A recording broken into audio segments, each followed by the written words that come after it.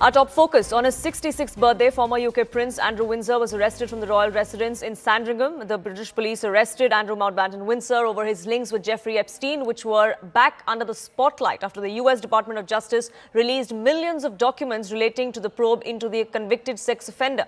These include several photographs of Andrew, his email correspondence with Epstein. Remember, earlier he was investigated over charges pertaining to this case. This time around, the arrest has come to the fore because of misuse of office, or when he was acting as UK's trade envoy between 2010 and 2011. He is believed to have passed on crucial information about his visits overseas, especially to Singapore and Hong Kong, to Jeffrey Epstein, talking about the kind of investments that the UK was looking to do there.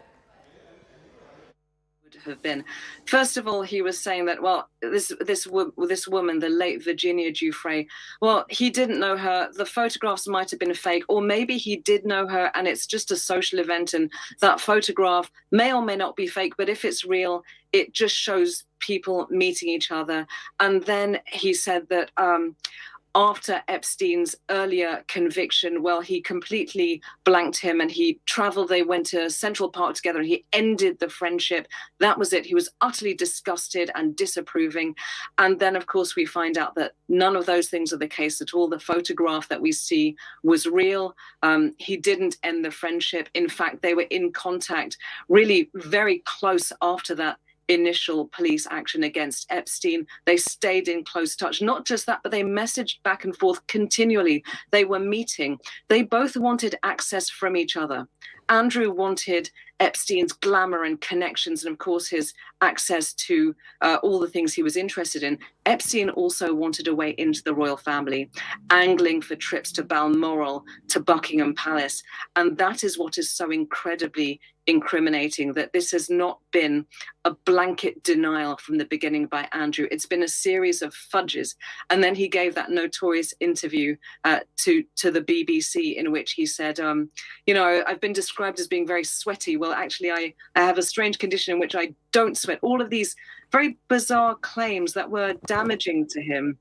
The royal family has been really quite silent all the way through this, but even they have begun in the last 2 weeks releasing very strong statements. The moment the royal family are releasing a statement saying, if there's an investigation, we're going to contribute, that's it. Yeah, and you mentioned the Buckingham Palace statement about supporting the police. I just wonder whether that is enough at this point. I mean, what will the King and the rest of the royal family do next, do you believe? I think, and this is pure conjecture on my part, of course, that there are meetings happening as we're speaking, and that they are saying, right, Andrew is completely out. Publicly and personally and professionally, we are going to put absolute distance. And if there are any panicked emails or messages coming from Andrew into the family circle, they will be intercepted by the royal family's own advisors. They will go into damage protection mode. The royal family is a centuries-long medieval institution that is far bigger than any individual. And I can promise you, the royal family will survive. Andrew may not. Just the last question for you before I let you go at this point, and we take a very short break. His ex-wife, Sarah Ferguson, also implicated in the Epstein files. His children, Beatrice and Eugenie, mentioned by their mother, allegedly in an email to Jeffrey Epstein. I just wonder what their fate or the impact on his family will be, his immediate family will be in all of this. As a woman, that revelation that Sarah Ferguson was sort of inviting her own daughters along to meet and hang out with Epstein is the most shocking element of it to me. I can't imagine the sense of pain, humiliation, embarrassment, besmirchment that the two princesses may well have, because, of course, your parents have been implicated in this incredibly public and damaging and nasty affair. But they're also your parents. And this is the terrible schism for the royal family as a whole. They are a firm, they're a corporation, they're a business, they are Britain's soft power, and yet they're also a family. There's nothing good that can come from this at all. I can only imagine what they're feeling. For the time being, we're going to let you go. Your insight and analysis is extremely important. Thank you very much indeed for joining us, and we will continue to monitor.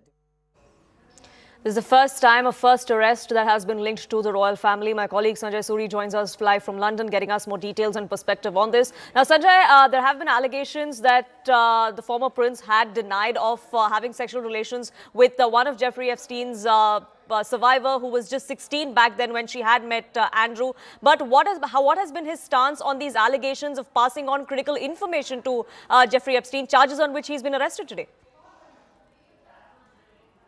Well, on that he has said very little at all, and that really is the issue here. We are, of course, understandably inclined to take a sweeping view of his many misdemeanors, but the pointed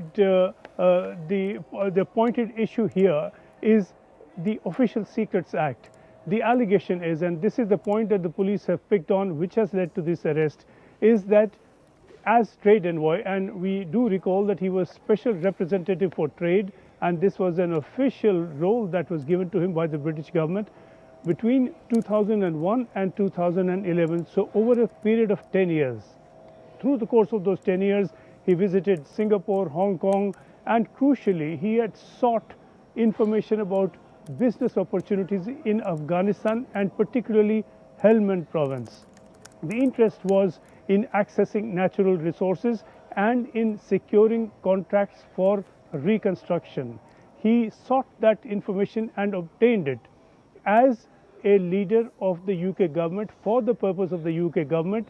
Instead, he passed all that information on to Jeffrey Epstein.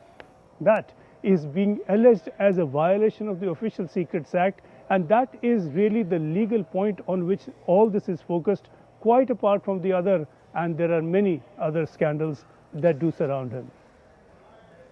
Any reaction, any statement coming in from the Buckingham Palace, from the royal family on this front, on this arrest, Sanjay? Well, we've had a consistent position from the palace that they will support the police. The palace has said repeatedly that their thoughts are with victims. That was spoken in the context of the sexual allegations. But here again, the palace has made it clear that they will support the police. And of course, it is the palace that would have facilitated his arrest this morning from the royal estate at Sandringham. But it is, of course, useful to remind ourselves that the expression that the police have used is misconduct in public life.